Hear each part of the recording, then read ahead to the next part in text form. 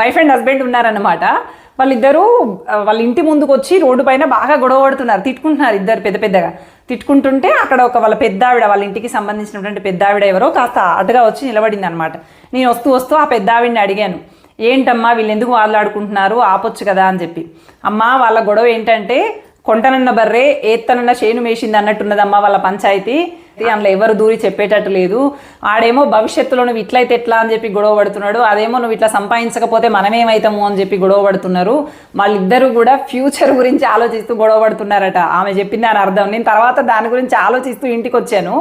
అసలు ఏంటా అని ఆలోచిస్తే ఏమనిపించిందంటే అక్కడ విషయం ఏమీ లేదు, అంటే లైవ్ పొజిషన్లో విషయం ఏమీ లేదు.